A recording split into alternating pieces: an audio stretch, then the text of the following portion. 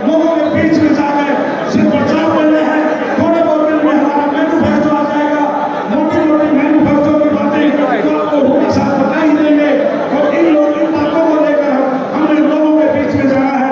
उन्हें आप लोगों का बहुत बहुत हार्दिक कांग्रेस के नेतागण, सम्मानित बुजुर्गवार, नौजवान साथियों एवं मेरे प्यारे कार्यकर्ताओं, मातृशक्ति सेवा दल, युवा कांग्रेस के सभी साथियों का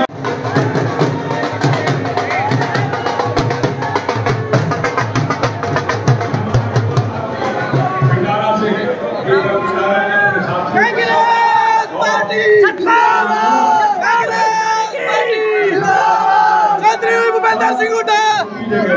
हमसे गलती होगी। आगे बड़े पंडाल में एक रैली यहाँ करवाऊंगे, आपके विश्वास है?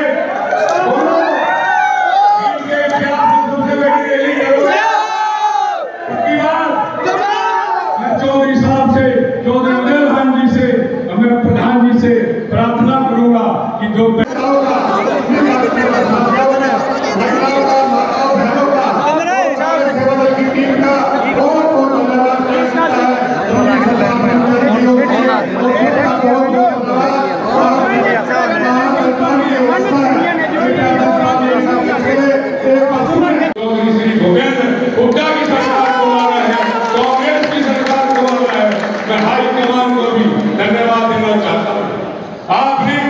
हरियाणा में जिस तरह से टिकट बांटे, कोई भी एक व्यक्ति पूरे हरियाणा में ये नहीं कह सकता कि चौधरी साहब ने और उदय भान जी ने कोई टिकट गलत बांट दिए हो।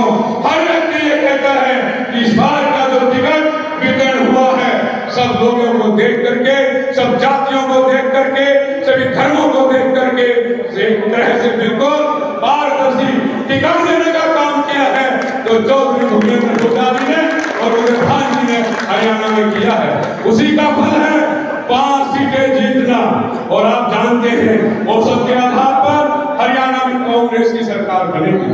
मैं कहना चाहता हूं साथियों, यहाँ 36 बिरादरी के लोग हैं, मैं धन्यवाद करना चाहता हूं चौधरी साहब का आपकी तरफ से।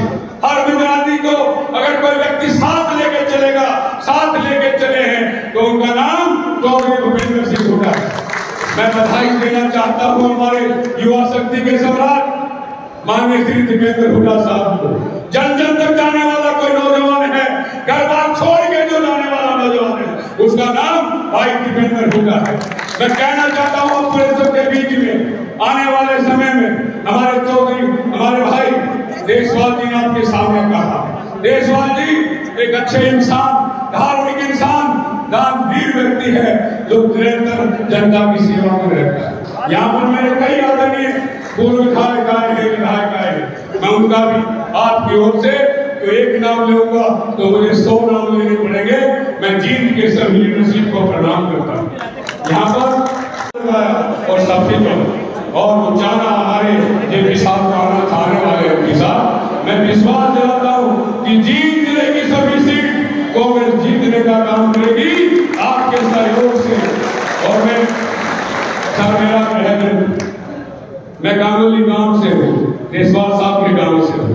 भाई विश्वास दिलाना चाहता हूँ, जो कांग्रेस हाईकमान ने और चौधरी उदय भान जी ने और हमारे पूर्व मुख्यमंत्री ने, हमारे हरियाणा के नेता ने जो मुझ में विश्वास किया है, उसमें खरा उतरने की कोशिश करूंगा कि आपको कभी पछताना ना पड़े।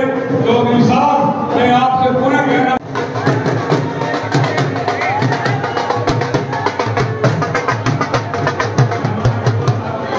भंडारा से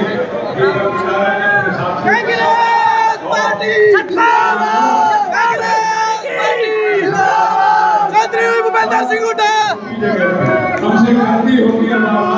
आगे बड़े पंडाल में एक रैली यहाँ करवाऊंगे, आपके विश्वास है?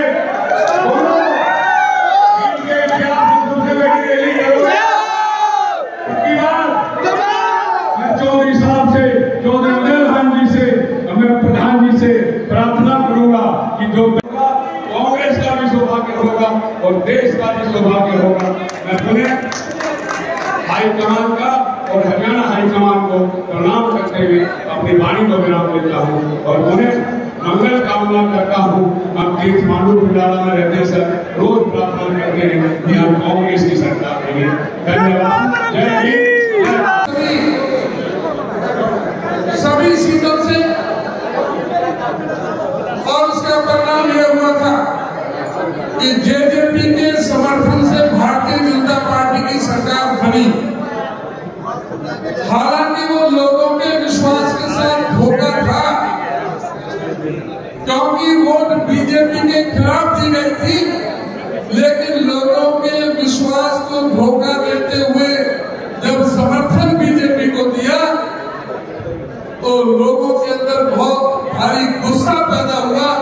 उसी गुस्से का परिणाम है कि इस बार जेजेपी की कहीं भी किसी भी विधानसभा में जमानत नहीं बची। ये इस बात का परिणाम है कि धोखे की राजनीति को ये इलाका बर्दाश्त नहीं करता, और इसी वजह से मैं धन्यवाद करना चाहता हूं जो आपका आशीर्वाद, आपका श्रेय, आपका समर्थन, आपका सहयोग कांग्रेस पार्टी को आपकी तरफ से मिला है। और हमारा कैंडिडेट, चाहे वो सोनीपत लोकसभा से आपके 3 विधानसभा हो, चाहे आपके उचाना, चाहे हिसार लोकसभा में पड़ता हो, चाहे आपका नरवाना सिरसा लोकसभा में पड़ता हो, सभी की सभी जगह आप लोगों ने जीत का परचम कांग्रेस का लहराने का काम किया। उसके लिए मैं आपका बहुत, और जिस तरह से और इस विधानसभा से इस किसान विरोधी, दलित विरोधी, पिछड़ा विरोधी, व्यापारी विरोधी, कर्मचारी विरोधी सरकार से भारतीय जनता पार्टी का तंबू उखाड़ करके आप लोगों ने फेंकने का काम करना। मैं आपके निवेदन करना चाहूंगा, कल हमारे पूरे हिंदुस्तान के अंदर कांग्रेस पार्टी की तरफ से जो नीट का जो इम्तिहान हुआ था, सारे हिंदुस्तान में उसका विरोध करने का काम किया था। वो क्या कारण है? नीट का जो रिजल्ट आना था वो 14 जून को आना था, और पार्लियामेंट के इलेक्शन का रिजल्ट 4 जून को आना था। तो वो क्या कारण थे कि 4 जून को जिस दिन लोकसभा के चुनावों के रिजल्ट आ रहे थे, उसी दिन नीट का रिजल्ट क्यों जारी किया गया? इसलिए कि जो लोकसभा का चुनाव का जो पूरे जितने भी मीडिया चैनल जो उसमें व्यस्त थे, जनता व्यस्त थी, सारे रिजल्ट की तरफ ध्यान दे रहे थे, उस नीट के रिजल्ट की तरफ किसी का ध्यान नहीं था। वो नीट क्या था? जो इस देश में डॉक्टरों का जो एग्जाम होता है, जिसको डॉक्टरी की दाखिला दिया जाता है, चाहे वो एमबीबीएस के लिए हो, चाहे वो बीएमएस के आयुर्वेद का हो, चाहे वो आयुष का हो, उस नीट के एग्जाम को जो पास करता है, उससे जो डॉक्टर के लिए एडमिशन होते हैं, वो इस देश के अंदर डॉक्टर बनते हैं। लेकिन पहली बार इस नीट के एग्जाम में जिस तरह से धांधली की गई, जिस तरह से 24 लाख बच्चे जो उस नीट के एग्जाम में बैठे थे, उनके साथ विश्वासघात किया गया, उनके साथ धोखा देने का काम किया। 67 बच्चों के अंक 720 में से 720 पूरे के पूरे, कभी भी 2 या 3 बच्चे ज्यादा पूरे फुल मार्क्स नहीं लेते। इस बार 67 लोगों ने और 1563 बच्चों को ग्रेस मार्क्स दिए गए। इस तरह से धांधली की गई इस नीट के एग्जाम में।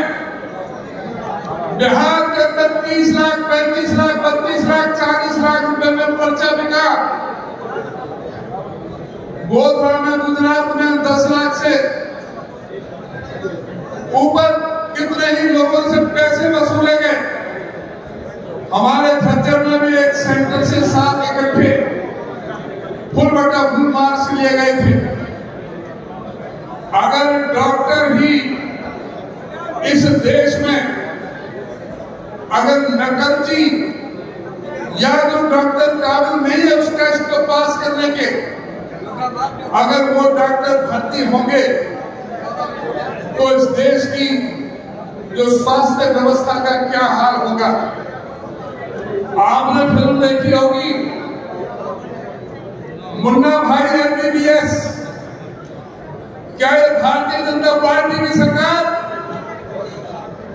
इस देश के डॉक्टरों को मुन्ना भाई एमबीबीएस की तर्ज पर दूसरा व्यक्ति जो इम्तिहान में जो नकली लोग जो है, जो नाकाबिल लोग जो है, अगर वो डॉक्टर बनेंगे तो इस शिक्षा की व्यवस्था का क्या हाल होगा। इस तरह से इस केंद्र सरकार ने 50 बार पर्चे लीक हुए हैं। 2 करोड़ लोगों के साथ खिलवाड़ किया गया, हमारे नौजवानों के साथ। नवनिर्वाचित सांसद श्री जयप्रकाश जी भी हमारे बीच में आ गए हैं। एक बार जोरदार ताली बजाकर के जयप्रकाश जी का स्वागत करो। आपके बहुत ही जानवर मालूम टॉयलेट दिखते हैं इस इलाके के। आप सब हम लोग भरी भरी जाते हैं। बहुत धन्यवाद।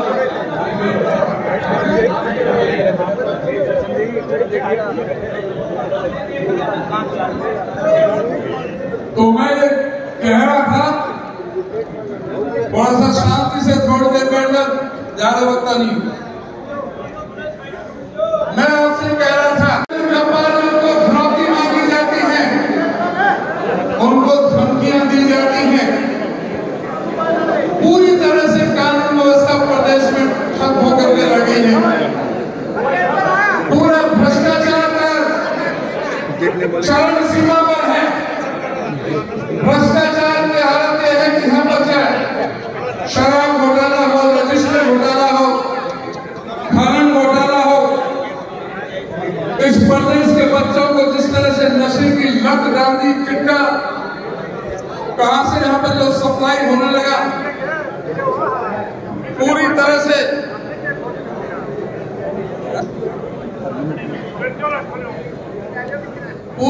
से इस प्रदेश के युवाओं को जिस तरह से नशे में धकेला गया और जिस तरह से हमारे युवाओं का पलायन हो रहा है विदेशों के अंदर, आज ये सोचने की जरूरत है। आज इसे पूछने की जरूरत है कि क्या कारण है कि हरियाणा में 33 बार पर्चे क्यों लीक हुए हैं। आज स्टाफ सिलेक्शन कमीशन का चेयरमैन को सस्पेंड होना पड़ा, उनके 8 अधिकारियों को सस्पेंड होना पड़ा। जो बोलियां लग रही थी, नौकरियों की बोली लग रही थी, सबके रेट चल रहे थे। जो पब्लिक सर्विस कमीशन के जो अधिकारी को करोड़ों करोड़ों की रिश्वत लेते हुए लगे हाथ पकड़ा गया। आज जिस तरह से खुली नीलामी चल रही थी, नौकरियों की बोलियां लग रही थी, लेकिन नौकरियां नहीं लग रही थी। पेपर लीक हो जाता था, पर्चे आगे बढ़ जाते थे। नौजवान बच्चे जो मेहनत करते थे, कोशिश करते थे, उस पर्चे में पास करने की जो भी जगह निकलती थी, चाहे वो सिपाही के निकली हो, चाहे वो सब इंस्पेक्टर की निकली हो, चाहे वो एक्साइज इंस्पेक्टर की निकली हो, चाहे वो क्लर्कों के लिए निकली हो, चाहे वो एडीओ के लिए निकली हो, चाहे एक्साइज इंस्पेक्टर के लिए जगह निकली हो। हर नौकरियों के पर्चे जो है वो लीक होने का कारण हुए। कॉमन एलिजिबिलिटी टेस्ट सीईटी के पर्चे लीक हुए। जिस तरह से हर पर्चे से लीक होने का काम किया, हमारे युवाओं को धोखा देने का काम इस सरकार में हो रहा है। क्या उसकी जिम्मेदारी नहीं है? आज इस बात को हमें मजबूती से हमारे नौजवानों के साथ जो निगम इन्होंने लगाया, जो सबसे बड़ा धोखा है। उसमें ना कोई मेरिट है, ना पक्की नौकरी है, ना उसमें कोई रिजर्वेशन है किसी भी तरह की। और कौशल विकास रोजगार निगम के जरिए जो एक अच्छी भर्ती की जा रही है 25 और 25, उसके भी एमडी को सस्पेंड होना पड़ा है। पूरी तरह से सरकार भ्रष्टाचार में लिप्त है। आपको ध्यान होगा, हुड्डा साहब जब मुख्यमंत्री थे 81.5 किलोमीटर को मेट्रो की लाइन बिछी, चाहे वो दिल्ली से बदरपुर और बल्लभगढ़ तक हो, चाहे दिल्ली से बहादुरगढ़ की हो, चाहे दिल्ली से गुड़गांव हो। 6 नई रेल की लाइन मंजूर हुई। जो रेल की लाइन मंजूर करवाई, रेल की लाइन बिछाई गई। 18 अंतरराष्ट्रीय स्तर की यूनिवर्सिटी बनाई गई। 16 मेडिकल कॉलेज बनाने का काम किया। हुड्डा साहब ने जिस तरह से गरीबों को 100 गज के प्लॉट, 200 लीटर की पानी की टंकी और साथ में गरीबों को 22 लाख बच्चों के वजीफा देने का काम किया। आज इन्होंने काम कुछ नहीं किया। बिजली के 4 कारखाने लगे। और चौधरी भूपेंद्र सिंह हुड्डा में विश्वास व्यक्त करके तीनों की 3 सीट कांग्रेस पार्टी को जिताने का काम, चाहे वो सोनीपत हो, चाहे वो हिसार हो, चाहे वो सरसा, तीनों सीट जितवाने में जींद जिले का हाथ और जींद जिले को आगे बढ़ाने में चौधरी भूपेंद्र सिंह हुड्डा का। हम चुनाव लड़ रहे थे साथियों, बड़ी तरह तरह की अफवाहें आई, लेकिन आप लोगों को याद होगा जींद के अंदर चौधरी भूपेंद्र सिंह हुड्डा का श्याम कहता है कि जन मिलन कार्यक्रम था। जन मिलन कार्यक्रम में जब मैंने शहर के लोगों को देखा और हमने देखा कि जब शहर के नर और नारी जिस तरीके से इनका स्वागत करने के लिए आए हैं, तो मैं समझता हूं कि आने वाले समय में लोकसभा का चुनाव पहले था, स्वाभाविक सारी सीटें दी। एक चर्चा रहती है पिछले दिनों, बोला जी पहले तो जींद जिला बहुत आपके साथ आज भी है और कल भी था। अगर साथ को खराब करने का काम किया, वो हम सब में से एक लोग थे जो एक योजनाबद्ध तरीके से किसी से भ्रमित होकर के या किसी लोभ लालच और स्वार्थ के वशीभूत इस तरह का प्रचार करते रहे कि वे के ग्राम को बहुत मेहनत करते हैं। हुड्डा साहब ने कहा, अगर हुड्डा साहब आप मेहनत ना करते, ना तो जयप्रकाश जीतता, ना ब्रह्मचारी जी जीतता और ना सत्ता जीतता। मुझे याद है जनवरी के महीने में दीपेंद्र सिंह हुड्डा के अध्यक्षता में हमने एक रैली की थी। उससे पहले कांग्रेस पार्टी वहां सही मायने में बहुत कमजोर थी। गांव गांव में हम लोग गए, लोगों ने कहा कि जयप्रकाश, यहाँ कांग्रेस का एक स्थायी लीडर चाहिए हमें और हम वोट देने के लिए तैयार हैं, क्योंकि परिवार विशेष के लोगों की गलत आदतों की वजह से हम परेशान हैं। तब हमने कहा कि दीपेंद्र सिंह हुड्डा से बढ़िया लीडर तुमको मिल नहीं सकता। और उसी का एक नतीजा है कि सरसा में इतना भारी प्रचंड बहुमत मिला। तो मैं आपसे ये बात इसलिए कहना चाहता हूं, हमारे अध्यक्ष जी कह रहे थे बात तो ठीक थी, बोला खुश ना हो अध्यक्ष जी, जिला ऐसा है खुश होगा 5-5 नहीं देगा, यू पड़ोसियों का सारा वाला। 1995 से पहले हरियाणा विकास पार्टी को कोई पूछता नहीं था। हरियाणा विकास पार्टी में जिस दिन जयप्रकाश, जगन्नाथ हम लोग शामिल हुए, जींद की धरती से हवा मिली और हरियाणा जींद के लोगों ने हरियाणा विकास पार्टी सरकार में लाने का काम किया। आज मैं आपसे एक निवेदन करने आया। चौधरी भूपेंद्र सिंह हुड्डा ने मुख्यमंत्री रहते हुए जितने विकास कार्य करवाए हैं, हरियाणा प्रदेश में सरकारी यूनिवर्सिटी बनाई तो चौधरी भूपेंद्र सिंह हुड्डा ने बनाई। और सरकारी यूनिवर्सिटी को रोकने का प्रयास किसने किया वो मैं आपको बताऊंगा। विरोध किया, पत्थर लगाने आए हुड्डा साहब, जींद के नेताओं ने कहा कि हम नहीं आएंगे। हाथ तो sorry Sonipat Rohtak rail Sonipat Jind railway line को चलवाने का काम, बनाने का काम किस व्यक्ति ने किया भाई? हुड्डा साहब ने। एक्सप्रेस हाईवे बनाने का काम किन्होंने किया? कुछ भाई हमसे नाराज हो। जब बाईपास की बात आती थी, मैं 2 मिनट लूंगा हुड्डा साहब, ये बात बताऊंगा। बाईपास की बात आती थी, दूसरी पार्टियों में इनकी जड़ें थी। पानी जिला परिषद की ग्रांट से 8.5 करोड़ रुपए दिलवाने का काम किया था, लेकिन मंत्री हुड्डा साहब ने बना दिए। फाइल जावर उल्टी आए, फाइल जावर उल्टी आए। मैंने एकदम क्या हुड्डा साहब, यू सीधा काम आप देख लो, ये काम के खिलाफ षड्यंत्र रचा जा रहा है। जींद इलाके की सरजमीन पर पैदा हुए जिनको हुड्डा साहब ने ताकत दी, उन्हीं लोगों ने इनके साथ योजनाबद्ध तरीके से पड़ोसियों से बात करके कमजोर करने का काम किया। आज उनसे पीछा छूट गया। इनका हुड्डा साहब सारी सीट आपकी आएंगी, किसी और की नहीं आएगी, ये लोग आपको विश्वास करते हैं। और भाई एक बात ध्यान कर ली, मैंने तो टिकट मिल भी नहीं थी, हर बात कर्मचारी जी की भी नहीं बनती थी। मारी दो की छुट्टी, बड़ा बड़ा सामा आ गया। लेकिन एक बात जरूर थी, मैं धन्यवाद करता हूं हमारी कांग्रेस पार्टी के हाईकमांड का, सोनिया जी, राहुल जी, प्रियंका जी और खड़गे साहब का, जिन्होंने उदय भान जी, चौधरी भूपेंद्र सिंह हुड्डा, दीपेंद्र सिंह के आवाज को सुना और हुड्डा साहब की रिकमेंडेशन को माना कि जी मैरिट पे टिकट दो। जब मैरिट का नाम आया तो फिर हमने सोचा भाई हमारा जुगाड़ बनेगा। स्वामी जी बोले मैं तो जुगाड़ जाऊंगा, केक लगा दूंगा उल्टा से।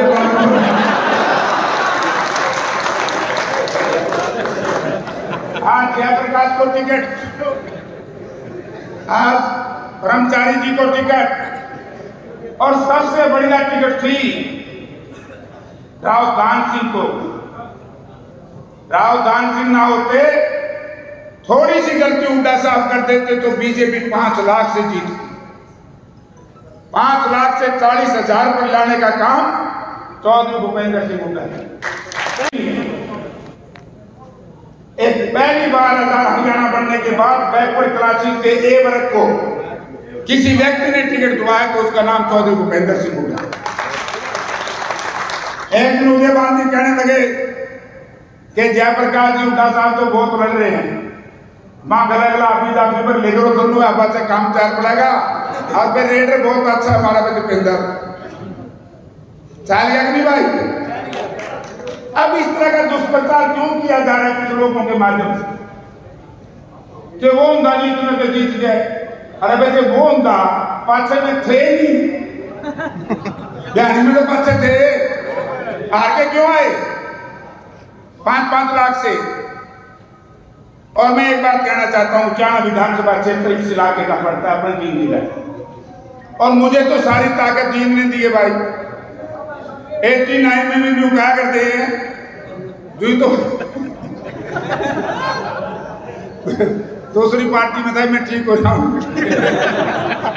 बटे जी बोले हमारा मुकाबला ऐसा है जी सर रेल का रिक्शा का, मैंने रिक्शा क्या करते, और मैंने बात की थी मैं जींद की धरती है, घमंडियों का घमंड तोड़ने का काम हमेशा ही जींद की जनता ने किया, और जींद की जनता ने घमंडियों को हराया, जयप्रकाश को जिताया, और 35 वर्ष के बाद बलराम दल्ले राड़ मार 35 साल के बाद फिर चौधरी भूपेंद्र सिंह हुड्डा के आह्वान पर जयप्रकाश को चाणा की जनता ने इतना भारी प्रचंड बहुमत से जिताया।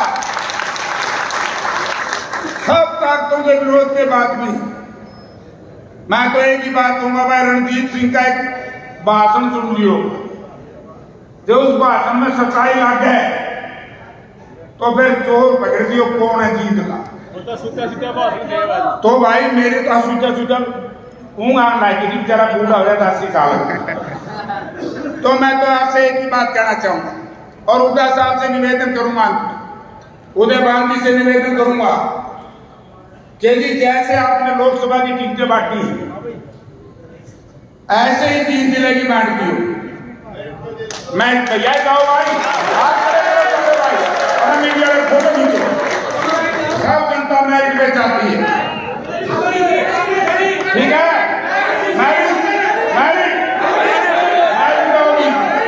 अब हम निवेदन करूंगा उद्या साहब से, विजय गांधी से, देख लो आपने हमारी रिपोर्ट हाईकमांड को देनी। अरे सारी आओ, मैं आपका बहुत बहुत धन्यवाद करता हूं। आप लोगों का, उद्या साहब का जो प्यार प्रेम था, है और रहेगा, इनका यूं दिखा दो।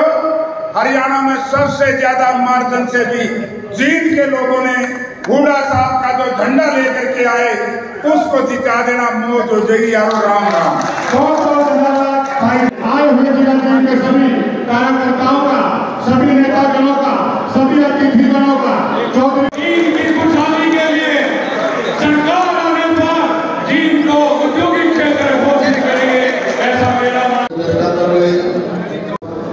विशाल से जो है नवनिर्वाचित सांसद जो पुराना आदमी है प्रशासन बनाया भाई जयप्रकाश जी, पूर्व विधायक, यहाँ के इंचार्ज पूर्व मंत्री मानव सिंह गांधी जी, क्योंकि ये यहाँ आया मेरे को महसूस हुआ जगह बहुत छोटी है भाई, जीत के लिए जीत में जलसा हो पर इतना सम्मेलन और इतनी छोटी जगह भाई, ये तो एक बड़ा बहुत बड़ा जलसा करना पड़ेगा।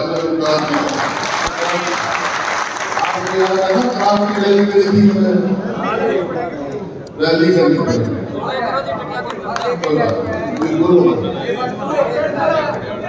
क्योंकि जींद अकेला जिला है हरियाणा में जिस जिले के 3 MP भाई, एक हमारे दरवाजा पर सिरसा में, वहां से जलजा बलुचारा पर में भाई जयप्रकाश, ये बड़ा भाई हमारे सोनीपुर में यहाँ से ब्रह्मचारी जी 3 MP है और किसी जिले के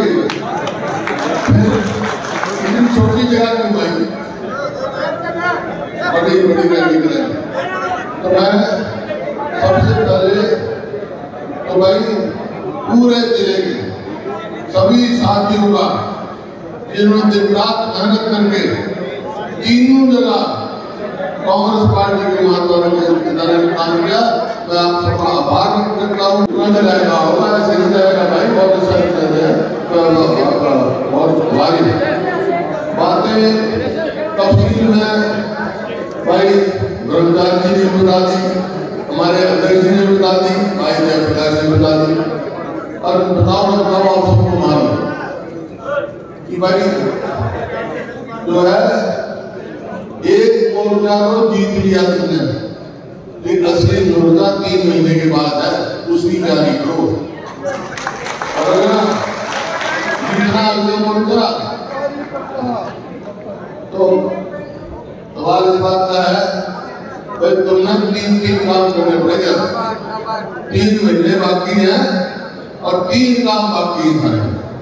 क्या? एक तो घर घर तक जाना है, तो आप सब बैठे हो, आप रीड की हड्डी हो, कांग्रेस पार्टी के हमारे साथी हो। एक तो घर घर जाना है, जो ये 10 साल ये सरकार जिसने कुछ नहीं किया, भाई 3 जिले बैठे हुए हैं, एक काम बता दो मैं करा 10 साल में कोई बड़ा काम करा, कोई रेलवे लाइन लाए हो, कोई कॉलेज बनाया हो, एक बार मेडिकल कॉलेज क्या कोई काम बता दो। ये सरकार की विफलताएं घर घर देखे जा रही है। भाई जो हरियाणा जब हमने सरकार छोड़ी 2014 में हरियाणा प्रति व्यक्ति आय में, प्रति व्यक्ति निवेश में, नौकरी देने में, कानून व्यवस्था में, खेल और खिलाड़ियों में पूरे देश में नंबर 1 था। 10 साल के बाद आज क्या हो गया? हरियाणा किस चीज में नंबर 1 है? बेरोजगारी में, महंगाई में, अपराध में और खेल और खिलाड़ियों में। क्या बताऊं भाई, जो हमारी पहलवान बेटियां जिनने दुनिया में नाम कमाया, उनके साथ क्या हुआ? अब तक भी न्याय नहीं मिला उनको। ये प्रसिद्धि कर दी। तो ये बात आपको घर घर में ले जानी। और जो हमारे समाज समय की उपलब्धि थी 10 साल की, किसान के लिए हमने क्या किया?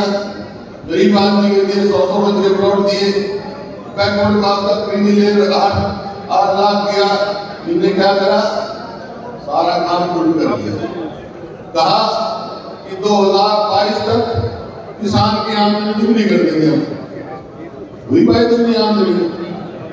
आमदनी तो दुगनी नहीं हुई, लागत कई गुना होगी। या भाई देखो, लागत बढ़ गई। 2014 में डीजल का क्या भाव था, आज क्या है? खाद का क्या भाव था, आज क्या है? कीटनाशक दवाइयों का क्या भाव था, आज क्या है? तो लागत तो बढ़ती जा रही है। अब कल अखबार में था कि धान में उसके एमएसपी ने बढ़ोतरी कर दी। कितनी बढ़ोतरी करी? 1 साल के बाद 5%। और लागत कितनी बढ़ गई? 20%। तो कैसे चलेगा काम? किसान की कैसे अपने आप में बढ़ेगा? तो ये इसी प्रकार से जो गरीब आदमी के बच्चों की स्कॉलरशिप थी वो बंद कर दी है। 100 बच्चे फ्रॉड खत्म कर दिए। कोई भी एक काम। तो ये बात आप लोग जानिए भाई। हमारे समय में जैसे भाई जयप्रकाश जी ने बताया, ईद में सारे काम हुए, इनका एक काम बता दो कोई जिक्र। जब काम ही नहीं है तो आप टाइम आ गया इस सरकार से पीछा छुड़ाने की बात। लेकिन एक बात है, आप जाओगे तो लोग ये सवाल भी पूछेंगे आपसे, भाई इनने तो कुछ बना नहीं, थारी सरकार आ गई तो तंग के करोगे, बारे में पूछेंगे। तो ये 5-6 मोटी बात बता के जाएगा आपको और सारी बात बता दिया। 5-6 मोटे फैसले हम कर चुके हैं। वो करेंगे, हम क्या करेंगे? अगर कांग्रेस की सरकार आएगी यहाँ तो पहले क्या करेंगे? अपने बुजुर्गों की पेंशन 6,000 करेंगे। और भाई चीज में तो बात देखो, बिजली की लड़ाई यहीं से शुरू हुई थी, याद है ना? पदयात्रा करी थी मैंने, कंडेला में यहाँ दुनिया चली थी, मैं आया था बिजली की। तो उस समय फैसला करा था मैंने, बिजली 10 पैसे यूनिट कर दी थी, कारखाने लगा दिए थे बिजली के। इनने 1 यूनिट बनाई तो बता दो, 1 यूनिट नहीं, 1 लाइन, 1 मेट्रो का पोल, कुछ भी करा। तो भाई दूसरा काम हम करेंगे, जो बिजली जो महंगाई बढ़ा रही है इतनी, 300 यूनिट बिजली फ्री देगी। आजकल कोई रोटी जो है गैस पर हो है, और गैस का सिलेंडर 2014 में 400 रुपए का था, इधर कर दिया 1200 का। हमारी सरकार आएगी तो गैस का सिलेंडर होगा कितना? 500 रुपए का। फिर जैसा बताया था जी ने, नीट है, नेट है, ये बच्चों का, युवाओं के भविष्य के साथ खिलवाड़ हो रही है। पेपर कैंसिल, हरियाणा में कितने पर्चे कैंसिल हो गए? क्या किया? नौकरी लगाते नहीं, एक बना रखा निगम, कौशल रोजगार निगम, उनका क्या काम है? ना तो उसमें मेरिट, ना उसमें रिजर्वेशन, भ्रष्टाचार काटता, ना उसकी पेंशन, ना पक्की नौकरी, कदे काट दो कदे भ्रष्टाचार। तनख्वाह पहले जमा करा लें, अगर 1 महीने की देंगे 11 महीने तक का देंगे। और उसका नतीजा क्या हुआ कि 2 लाख पक्की नौकरी खाली है हरियाणा में। हमारी सरकार आएगी तो 2 लाख पक्की नौकरी लगाएगी। 100 गज के प्लॉट की बात करते हैं। ये एक बात सुन लो, तो मैं कहूंगा ना कि वो करेंगे। इलेक्शन आ रहा है, 100 गज के प्लॉट हमने 4 लाख प्लॉट दिए और 3 लाख और अप्रूव कर दिए थे। इन आते वो महात्मा गांधी ग्रामीण बस्ती योजना बंद कर दी। अब जब आया ना, ये दिखाना गया, बात दिखाना गया, इतने प्लॉट का 7,000 करोड़ का पोजीशन लेने कौन से प्लॉट है भाई? वो प्लॉट वही है जो हमने अलॉट कर रखे थे, किसी उसकी वजह से रुके हुए थे, वो भी रखने का। तो हमारी सरकार आएगी भाई 100 गज के प्लॉट भी देंगे और 7 लोगों को देगा मुबारक देंगे। मेरी बात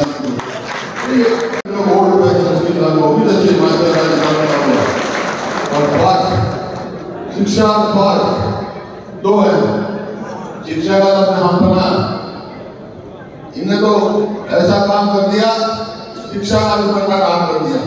नौकरी है नहीं। हरियाणा में हालत पैदा हुए कि अस्पताल में जाओ तो डॉक्टर नहीं, स्कूल में जाओ तो मास्टर नहीं, दफ्तर में जाओ तो कर्मचारी नहीं, 2 लाख तनख्वाह पड़ी कोई। तो ये जो जहां तक स्वास्थ्य का सवाल है, राजस्थान में जैसे कांग्रेस पार्टी ने किया 25 लाख तक का इलाज हम मुफ्त करेंगे जब लोग बीमार होंगे। इस प्रकार से है और बहुत सारी बातें। लेकिन ये बातें होंगी कैसे भाई? होंगी जब ना जब सरकार बनेगी। सरकार किसे बनानी है? सरकार आपने बनानी है ना। यहाँ चीन की बहादुर जनता भाई, और मेरा तो काम जो ना चीन ने सारा कराया। यहाँ से यात्रा करी थी, दिल्ली तक गया था, पहले पछवाड़ा यहाँ से आया, यहाँ से दिल्ली गया, उसके बाद क्या हुआ, सरकार बनी। ईद का भी आ रहा है तो बना हुआ है जी। ईद का बना दे। एक बात सुनो, चीन के 5 लड़के हैं, यहाँ कहते जा रहा हूँ भाई, चीन में सारे 5 के 5 हल्के में कांग्रेस पार्टी जिता दियो, सरकार में ये जो प्रकृति की चला दी है ना, परिवार पहचान पत्र, प्रॉपर्टी आईडी, इन सब से छुटकारा कर देगा। कोई जरूरत नहीं, मेरा मतलब मेरा कर, ऐसे ऐसे काम जाने की तो कोई काम ही नहीं। ये पोर्टल जो है, पोर्टल से जो जन के हैं वो चलेंगे। तो भाई ये आपको बात मंजूर है, 5 के 5 सीट दोगे? हाथ खड़े बहुत बहुत धन्यवाद।